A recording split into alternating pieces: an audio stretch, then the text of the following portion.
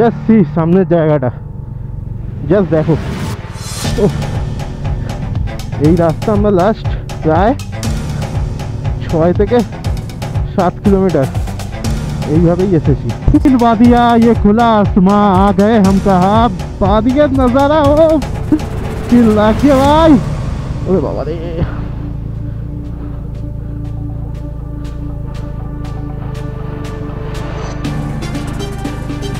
चो चो चो चो चो।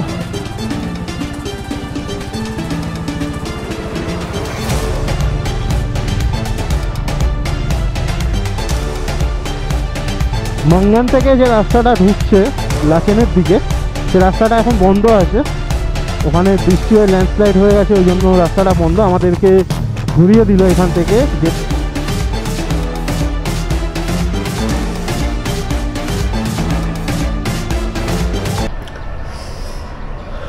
বাপরে বাপ। Good morning from Rangpur. এই মুহূর্তে ঘড়িতে সময় হয়ে গেছে মোটামুটি সকাল 7টা মতো বাজে। আর আমরা আজকে এখান থেকে আমাদের ডেস্টিনেশন হচ্ছে লাচেন যাওয়ার জন্য দুখানা রুট আছে। একটা হচ্ছে গ্যাংটক দিয়ে যাওয়া যায়, আর একটা হচ্ছে ভায়া ডিকচু হয়ে সিংথাম হয়ে ডিরেক্ট মঙ্গান হয়ে বেরিয়ে যাওয়া যায়। তো আমরা ওই সেকেন্ড রুটটাই ধরবো, কারণ আমরা অলরেডি এখন রংপুতে স্টে নিয়ে রয়েছি। তো রংপুর থেকে আমাদের জন্য ইজিয়েস্ট রুট হবে ওটাই ডিকচু হয়ে, কারণ ডিকচুতে আমাদের পারমিটও কালেক্ট করতে হবে। কার কাছ থেকে পারমিট করাচ্ছি তার নাম এবং তার ফোন নাম্বার আমি দিয়ে দেবো ডেসক্রিপশন বক্সে, এবং তাকে তোমরা সবাই মোটামুটি অলরেডি চেনো, সে খুবই ফেমাস পার্সন। চলো তার সাথে যদি দেখা হয় তাহলে অবশ্যই তার সাথে দেখা তোমাদের করাবো। আর আপাতত এই হচ্ছে কন্ডিশন। এখন গোছগাছ করে নিই, দিয়ে ড্রেস ফ্রেস করে বেরোবো। তার আগে কিছু খাওয়া দাওয়া করে নেবো। খাওয়া দাওয়া রয়েছে আমাদের সাথে, কেক বিস্কুট রয়েছে, ওইসবই খেয়ে নেবো। পারলে রাস্তায় কিছু ব্রেকফাস্ট করে নেবো। তো চলো দেরি না করে ডিরেক্ট কথা হচ্ছে তোমাদের সাথে একদম মোটো ব্লগে। All set. তো ঘড়িতে এখন বাজে 7:45 আর ফাইনালি আমরা বেরোচ্ছি হোটেল মাউন্টেন।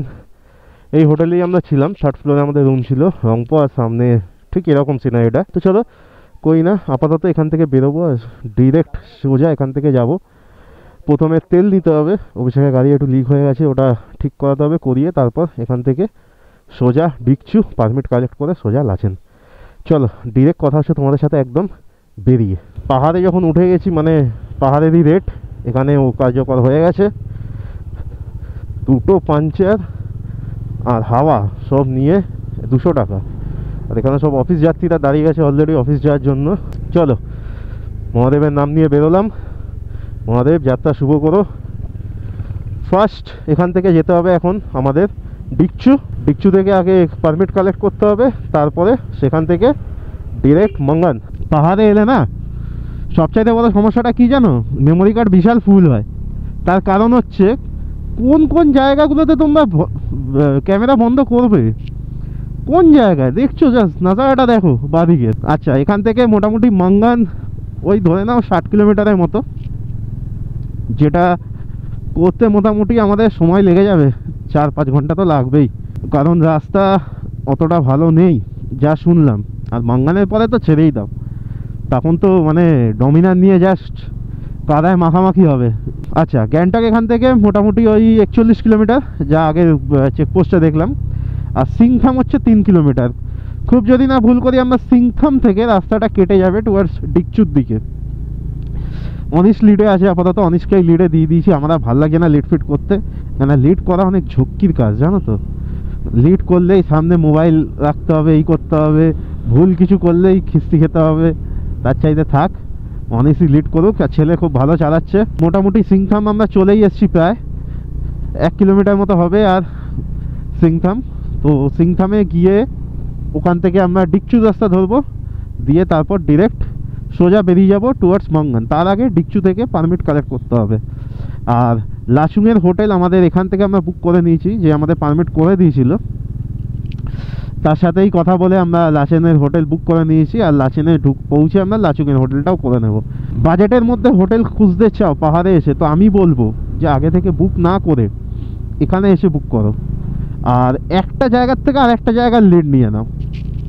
যেমন ধরো কথা তুমি গ্যাংটকে এলে, গ্যাংটক থেকে তুমি যদি গ্যাংটক থেকে নেক্সট তুমি ডেস্টিনেশন ঠিক করছো মঙ্গান বা লাচেন, তো তুমি গ্যাংটক থেকে মঙ্গান লাচেনের হোটেল বুক করে নাও। যে হোটেলে থাকবে ওরাই বলে দেবে তো ওখানে কি তুমি নেগোসিয়েশনটা করতে পারবে অন দ্য স্পট।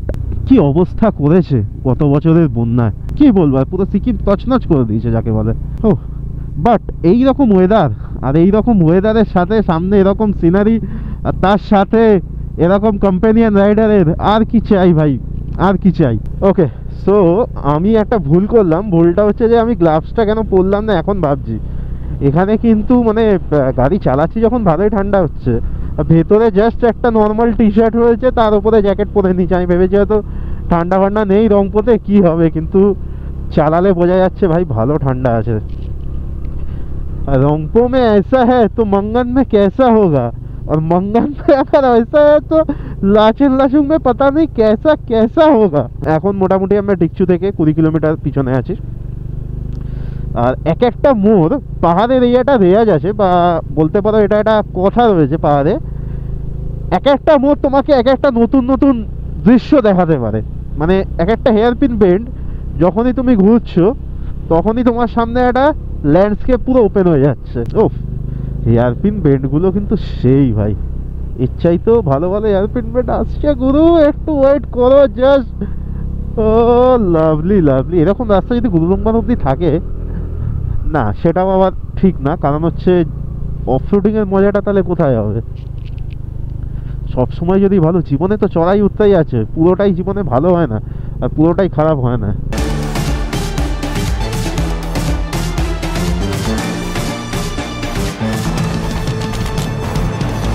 আহা হা হা হা, জাস্ট দেখো ভাই, জাস্ট সামনেটা দেখো, মেঘটা যখন ওঠে না ভেতর থেকে, যে কি যে সুন্দর দেখতে লাগে ভাই, বলে বোঝাতে পারবো না আমি। আর এখানে ল্যান্ডস্লাইড হয়ে গেছিল, ওই জন্য হয়তো কাজ চলছে এখানে, দাঁড়িয়ে গেলেই শেষ। গেল গেল গেল, পা গেল আমার। मैं जिंदगी की विंडो सीट पे, आहा অফরোড বাবু অফরোড। সামনে একটা ঝর্ণাও দেখতে পাচ্ছি আমি, ওপর দিয়ে আসছে ঝর্ণাটা। অনিস মোটামুটি খুব ভালোই এনজয় নিচ্ছে যা দেখছি ভাই, সঙ্গে অভিষেকও। অফরোডিং এর মজা সবাই নিতে চায়।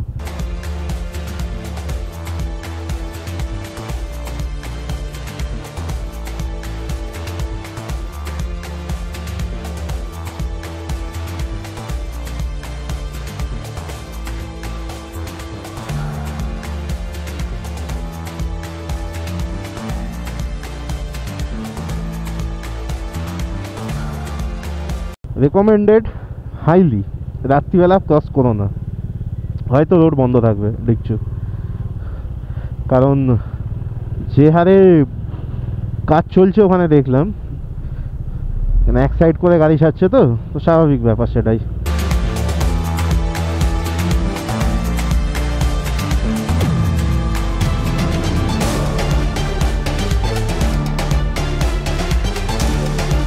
অফরোড করে মজা আ গিয়া ভাই, ও কি লাগছে দেখো, জায়গাটা ভালো ভিউ পয়েন্ট ছিল। এটা ছেলেপুলেরা একটু দাঁড়া ভাই, ছবি টবি তুলি। ভয়ঙ্কর অফরোড ভাই, ডিকচু যাওয়ার পথে সাংঘাতিক লেভেলের অফরোডিং আছে ভাই। যাই না মঙ্গান থেকে কি অবস্থা হবে। এ হে,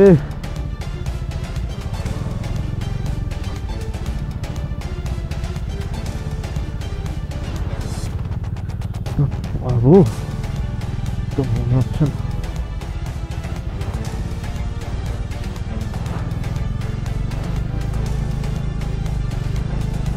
ওরে বাবা রে,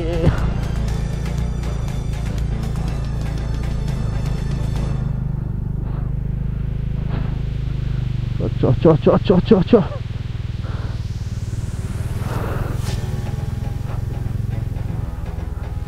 জুতোটা পুরো অবস্থা খারাপ ভাই। ডিকচু অল টাইম তোমাকে সারপ্রাইজ করবে তার অফরোডিং দিয়ে, ঘা পাবে না।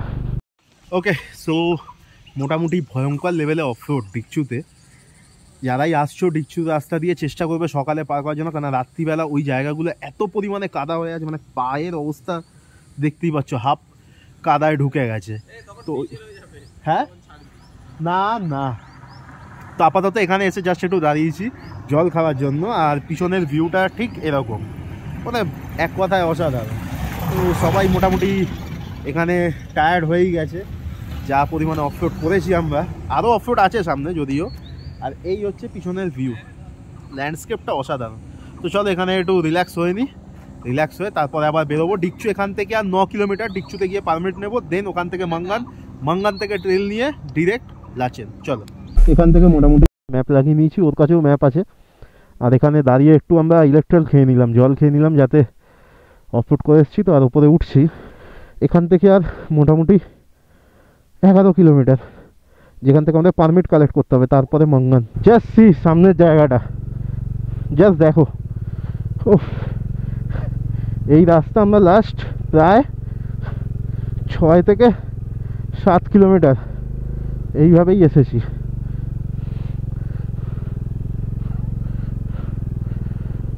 ওফ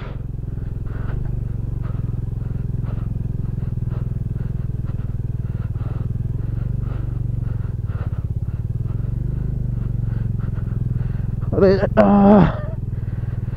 লাস্ট 6 থেকে 7 কিলোমিটার কমপ্লিটলি এই রাস্তা। খাওয়া মেন ব্যাপারটা কি হয়েছে এখানে দেখো, এইগুলো যদি ডাস্ট থাকতো না প্রবলেম হতো না, কিন্তু এইগুলো না এই মুহূর্তে ধুলো জল খেয়ে না পুরো কাদা হয়ে গেছে। প্রবলেমটা এইখানেই হচ্ছে। বাপরে, বাদিকে এত সুন্দর সিনারি আর তার সাথে অফরোড, ভাবা যায় এক একটা মোড় ঘুরছি আর অফরোডিং। ডিকচু এখান থেকে আর 5 কিলোমিটার, যেটা টাইম লাগবে বলছে 20 মিনিট। 5 কিলোমিটার যেতে হালত খারাপ। বেশ কিছুক্ষণ আগে অভিষেকের গাড়িটা কাদায় পুরো আটকে গেছিল, সেটাকে তোলা হলো। বাদিয়া ये खुला आसमां आ गए हम कहा, বাদিয়ার নজারা কি লাগছে ভাই। ফাইনালি মনে হয় অফরোড শেষ হয়েছে নাকি। ঝর্ণা দেখতে পেয়ে গেছি এখানে। অ্যাকচুয়ালি জায়গায় জায়গায় ঝর্ণা, নিচে দেখো ঝর্ণাটা কি সুন্দর নামছে, আলাদা করে তো কোনো নাম হয় না। আরে ভাই সাহেব, ওয়াটার ক্রসিং।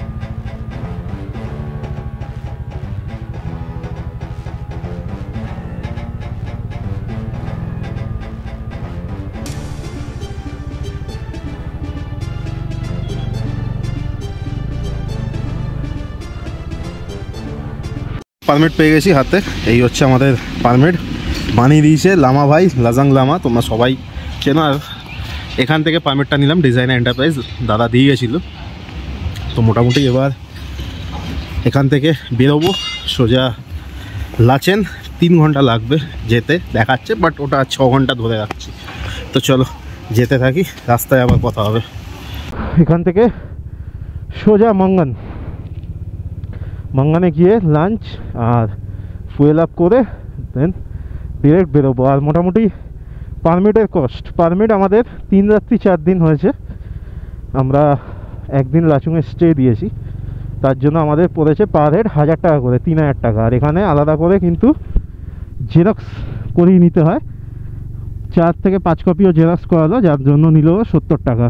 মানে ওই মোটামুটি 3070 টাকা বা 100 টাকায় তুমি ধরে চলো। ওকে, তো মাঙ্গান এখান থেকে মোটামুটি আর ওই 14 কিলোমিটার। এখন ঘড়িতে সময় হয়েছে এখানে 12টা 25, মানে তোমার ওই ধরে নাও 11:15 মতো বাজে। আমরা মাঙ্গান ঢুকে যাব কিছুক্ষণের মধ্যেই। রাস্তা এখানে পিচ হয়ে গেছে। তো তোমাদের জন্য একটা ছোট্ট সাজেশন, যারা ব্লগটা দেখছো তারা নর্থ সিকিম যখন প্ল্যান করবে, ডিকচু রাস্তা দেখে নিলে। ডিকচু রাস্তা কমপ্লিটলি অফরোড। ডিকচু হয়ে যদি তোমরা আসো তাহলে কিন্তু অফরোড পাবে ভালো রকম। এখন এরকম রয়েছে, এরপরে খারাপও হতে পারে, ভালোও হতে পারে, কোনো সিওরিটি নেই। আর এখানে রাস্তা মোটামুটি ভালোই আছে, কোনো চাপ নেই মাঙ্গান অবধি। এবার মাঙ্গানের পরে কি হবে उसका গ্যারেন্টি हम नहीं दे सकते দাদা। ওকে, সো আপডেট টাইম। মাঙ্গান থেকে যে রাস্তাটা ঢুকছে লাচেনের দিকে, সে রাস্তাটা এখন বন্ধ আছে। ওখানে বৃষ্টি হয়ে ল্যান্ডস্লাইড হয়ে গেছে, ওই জন্য রাস্তাটা বন্ধ। আমাদেরকে ঘুরিয়ে দিল, এখান থেকে যেতে হবে ভারত পেট্রোলিয়ামের পাম্পটা, ওখান থেকে আমাদের ফুয়েল আপ করতে হবে, করে আমাদের ফিদাং হয়ে বেরোতে হবে। All set. তো মাঙ্গান থেকে মোটামুটি 6-7 কিলোমিটার নিচে আমরা দাঁড়িয়ে গেছি, কারণ মাঙ্গান থেকে যে রাস্তাটা নাগা ভিলেজ হয়ে যায় সেই রাস্তাটা টোটালি বন্ধ হয়ে গেছে। নাগা ফলসের সামনে রাস্তা পুরো ভেঙে গেছে, তো ওই জন্য আমাদের আটকে দিয়েছে যে ওখান থেকে যেতে দেবে না, আমাদের এখান থেকে ফোডং হয়ে যেতে হবে। তো তাই জন্য যারা রিসেন্ট আসছো তারা মোটামুটি এই রাস্তাটাই ধরো। আর এইখানে আছে তো এটাতে হয়ে যাবে। তেলের বাঁধার কাজ চলছে। এইখানে 10 লিটার আর একটা 5 লিটার এই গাড়িতে হয়ে যাবে। যারা আসছো রিসেন্ট তারা মোটামুটি এখান থেকেই তেল ভরিয়ে নিও, মাঙ্গান অব্দি যেও না, কারণ মাঙ্গানের পরে রাস্তা বন্ধ করে দিয়েছে। তো দেখা যাক নতুন রাস্তা নতুন অ্যাডভেঞ্চার কী হয়, পুরোটাই জানাবো তোমাদের। জয় স্যার। ও হা হা হা, যেহেতু মঙ্গানের রোডটা বন্ধ তাই জন্য ফেডংয়ের এই ব্রিজটা খুলে দিয়েছে। এখান থেকে যেতে হবে, যেটা কানেক্ট করছে টুং। নিচ দিয়ে নদীটা দেখো গাইস, উপর থেকে কাঠের ব্রিজ। এই যে আওয়াজটা, এই আওয়াজটাই শুনে একদম মানে মন ভরে যায়। টঙ্গুতে আমাদের পারমিট দেখানো হয়ে গেল। ফার্স্ট এখানে 1 কপি নেবে জমা, এরপরে নেক্সট হচ্ছে টুং চেকপোস্ট। যেহেতু রাস্তাটা ঘুরিয়ে দিয়েছে তাই জন্য আর মঙ্গান থেকে যেতে হচ্ছে না, আমাদের জঙ্গু থেকে রাইট। চলো এবার স্ট্রেট অন স্ট্রেট যাবো। রাস্তা এবারে অফ রোড অন রোড মিলিয়ে মিশিয়ে থাকবে, চাপের কোনো ব্যাপার নেই। যেরকম রাস্তা আসবে সেরকমভাবে টেনে এগোতে থাকবো। 2:20 বাজে এখন এই মুহূর্তে, 2:20 কি 25। 3 ঘন্টা যদি ননস্টপ চালাই তাহলে ঢুকে যাব আশা করছি লাচেন 3 আওয়ার্সে, মানে 5:30টায়। তো সেটা ডিপেন্ড করছে চালানোর ওপর আর কোথায় কি দাঁড়াবো বা ছবি টবি তুলবো তার উপরে। এখন এই মুহূর্তে রাস্তার যা কন্ডিশন তোমাদের বলে দিই, যেহেতু এটা একটা নতুন রাস্তা, মাঙ্গান থেকে যেহেতু বন্ধ রয়েছে, তো এই রাস্তাটা খুলে দেওয়া হয়েছে। এই রাস্তাটা ডিরেক্ট কানেক্ট করছে টুং চেকপোস্টে। আর এটা বেসিক্যালি আমি মাঙ্গানে যেখান থেকে তেল ভরালাম ওইখানে লোকজনকে আশেপাশে, তারপর ড্রাইভারদেরকে জিজ্ঞেস করে এসেছি। তারা বললো দাদা 2 হুইলারের তো প্রবলেম হবে না, প্রবলেমটা হবে 4 হুইলারে। কারণ রাস্তা এখানে 70-30, 70% ভালো 30% খারাপ। আমার একটাই চিন্তা যেটা, সেটা হচ্ছে যে অফরোড থাকুক প্রবলেম নেই আমার, শুধু কাদা যেন না হয়। কাদা হলে না গাড়ি প্রচণ্ড স্কিড খাচ্ছে। আর তার উপরে যেহেতু অভিষেকের গাড়িতে তেল রয়েছে না, এই কিছুক্ষণ আগে একটা অফরোডিংয়ে ও যেতে গিয়ে তেলটা পিছনে পড়ে গেছিলো। আর রাস্তা আপডেটটা একটু দিয়ে দিই, রাস্তা খারাপ ভালো মিশিয়ে, বাট খারাপ যেটা আছে সেটা ম্যানেজেবল। এই ধরনের ভিউ দেখলে হাতের পেন, ব্যাক পেন, পায়ের পেন, সমস্ত পেন কিন্তু আরামসে মিটে যায়। Thank you. ওহ কি লাগছে গুরু। আর একটা জিনিস দেখো, আমাদের লেট হয়েছে ঠিকই, কিন্তু ওপরওয়ালা একটা দিকে আমাদেরকে হেল্প করে দিয়েছে, বৃষ্টিটা দেয়নি। এখনই যদি বৃষ্টিটা হতো না আর দেখতে হতো না, যা না তাই হয়ে যেত। আর ডান দিকে যদি হয় এইরকম দৃশ্য, মানে কি বলবো, আমি জাস্ট ভাষা খুঁজে পাচ্ছি না। যতবারই আসি ততবারই যেন নতুন করে ফিরে পাই।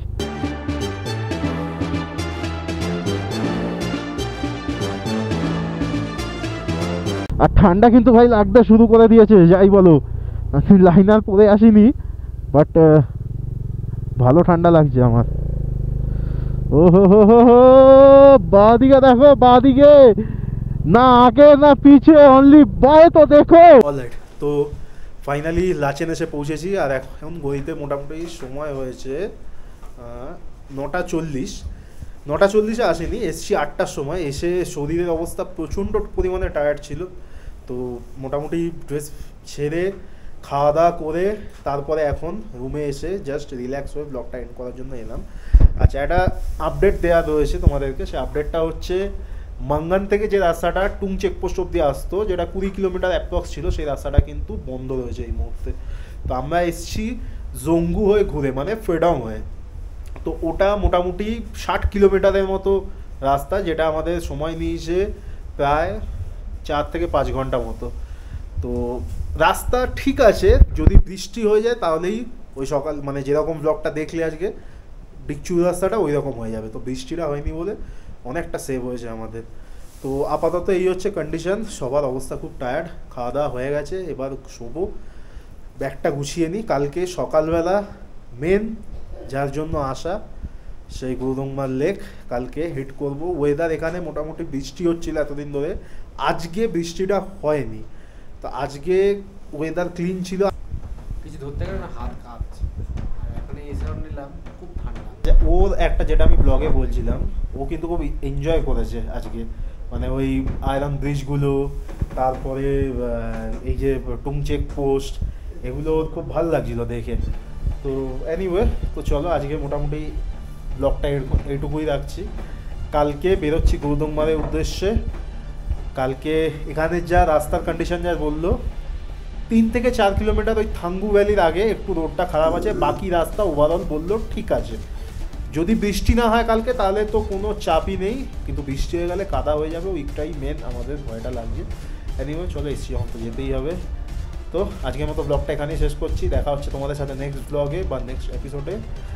যদি ভালো লাগে ব্লগটা অবশ্যই একটা লাইক করো, আরও ভালো লাগে চ্যানেলটা সাবস্ক্রাইব করে একটু মনোবলটা বাড়িও। চলো দেখা হচ্ছে কালকে তোমাদের সাথে একদম গুরুদংমার লেক।